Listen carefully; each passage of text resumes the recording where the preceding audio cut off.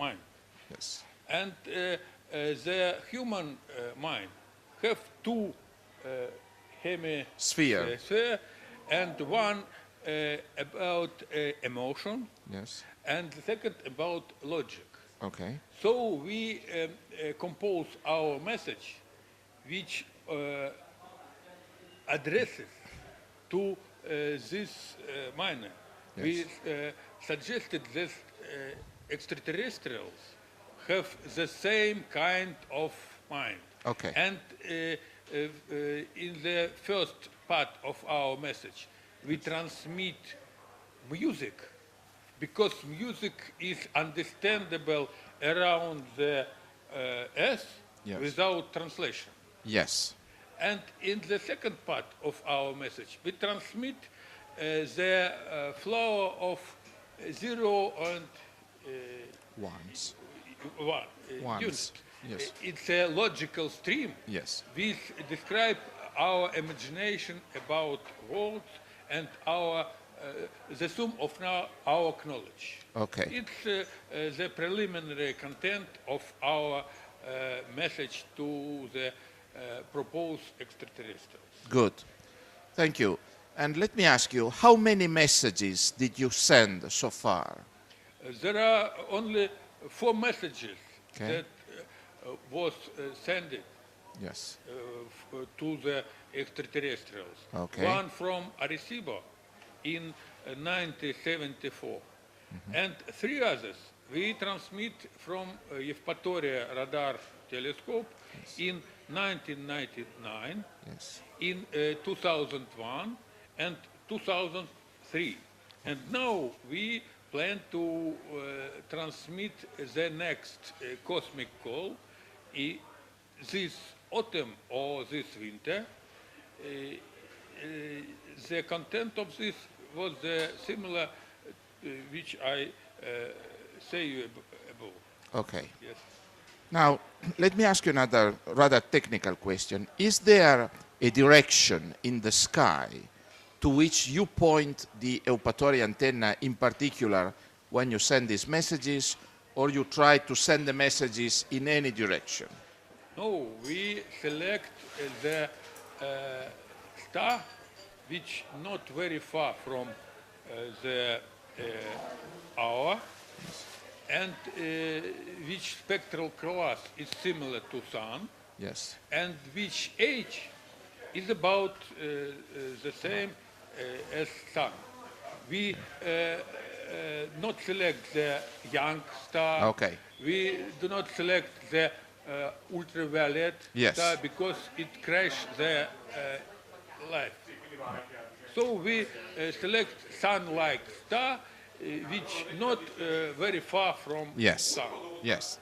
Well, it comes to my mind that the NASA targeted search wanted to point the telescopes on 778 stars of the solar type, that is a spectral class G2. Yes. Now, can I ask you whether you made use of this list of stars and you added more stars, or you selected some stars from the list, or what? Among the stars in the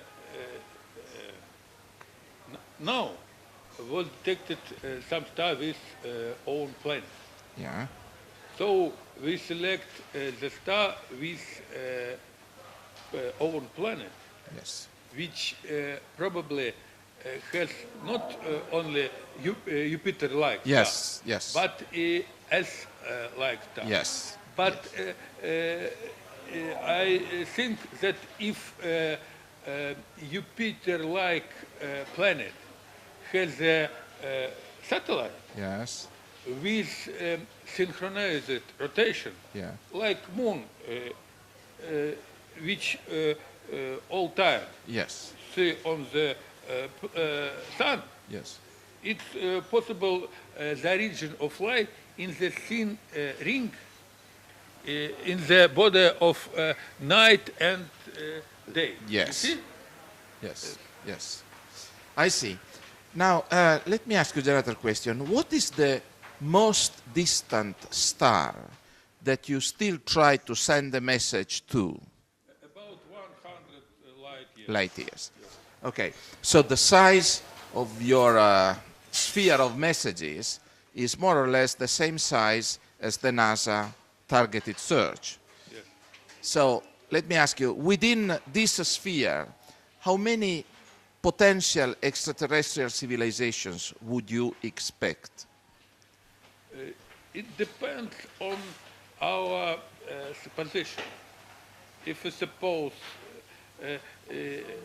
there is a Drake equation Yes. to estimate the preliminary number of this planet, Right. and this the band of n is differ from 1 to 1,000. Of course. Yes. Of course, I know.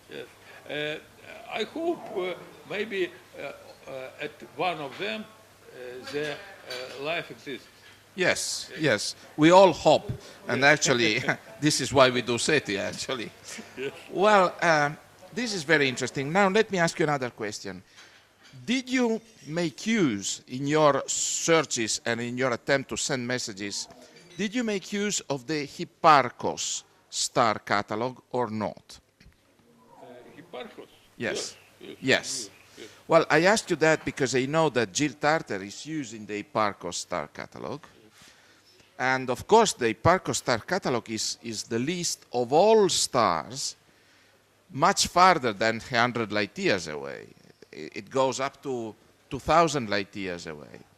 So would you regard the Hipparcos star catalog as the basic reference list of stars, even if you enlarge your own search for signals? I'm not very much aware in star catalog. Okay. I am a radio engineer. Oh, yes. Jill Tarter in United States, and in Russia is Lydia Filipova, I see. which a very good specialist Yes. in selection of target stars. Yes. And he investigate thousands of Stars. nearest star and choose the best. Good. variant. Good. Yes. Okay. And Now, I believe I rely on your choice. I see. Yes. I see. Okay. Lydia Filipova, Dr. Lydia Filipova. Where does she work? In Moscow also? He work in Russian SETI. Okay. It's the non-profit organization, Yes. Russian SETI. Yes. Lev Gindelis is the president of this Yes. organization, and she work in this organization. I see. And the main interest of she is habitable wall. Okay. Habitable zones. Habitable world. Zones? Zones. Yes, the belts. Yeah. Oh, yes. Yes, yes. Okay, good. Interesting. Oh, this is very interesting. Now, of course, you know that there is a catalog of stars having planets that is being updated in France by Jean Schneider. Now, this catalog is very good because it shows clearly on the computer which habitable zone each star has. So, would you expect life only to be inside each habitable zone, or would you be ready for the unknown, for extra cases where life may still exist even if it is outside the habitable zone? The rather potential of our facilities in Yevpatoria Yes. allow us to reach the star in the distance not more than 100 light years. Okay. And it's exactly the habitable zone in our region of galaxy, Okay. between two, what is this? Inner and outer distances. Yes. I see. Unfortunately, our instrument, as always on the Earth now, Yeah. don't permit us to reach more distant Yes. touches. Yes. Okay, well, that's very interesting. Thank you very Thank you for your hospital. Okay, thank you Yes. very much. San Marino and Italy is wonderful place. Okay, good. Thank you very much. Now it's spring here. Yes. But in Russia, layer of snow. Oh, yes. Yes. Okay, so we invited you at the right time, right? This is Yes. this is the good. With good time. pleasure. Thank you very much again. All best wishes for your searches. Thank you. Connected with the previous one. Yes. That is, About scale of Yes, the San Marino scale. Can I have a copy just for a Professor Almar, thank you very much for coming to Italy and for attending the San Marino conference on SETI. I would like to ask you some questions. First of all, you have been long involved with the activities of the International Academy of Astronautics. What do you think about the possibility of receiving an extraterrestrial message? Would you like to consider this as a probable event or less probable? And what would you like to tell us about the so-called Rio scale measuring this event? actually, nobody knows the answer whether it is a probable or an improbable event, but it is without doubt that it would be one of the most important events in the history of mankind to discover an alien civilization. And there is another point. We are looking after life on other planets with different means, but these planets are all belong to the solar system, and all the research which is done by space probes is very limited in scope, because we can go to Mars, we can visit probably the outer solar system, but it is very difficult to go to the exoplanets, to stellar distances. But if there is somewhere a technical civilization which is on a higher level than ours, then there is a probability, a possibility at least, to have a contact for a faraway civilization using the radio waves or using optical instruments, lasers, for instance. And that opportunity should be used, and this is the SETI actually, should be used, because otherwise the whole galaxy, which has 100 billion stars, could not be explored after life of different kinds.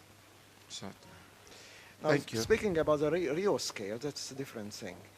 Let us suppose that somebody discovers something, either some traces of an alien civilization, traces of a civilization which lived sometimes in the past, or an active civilization, or a message. These are very different, these have a very different character, and the influence of such a discovery on mankind would be very different. Yes. And the Rio scale is actually scaling the consequences of such a discovery from a very primitive one to a very sophisticated one.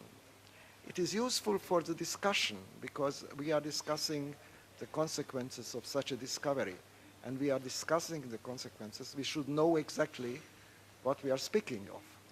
And that's why we invented with Jill Tarter the Rio scale, that if somebody is announcing something, we should scale it from 0 to 10 according to its importance. Well, this is a very good step ahead, I would say, because it gives a practical quantitative meaning to a potential incoming message. But of course, if we admit that such a message has actually arrived, then the next question is, what are we going to do? Are we going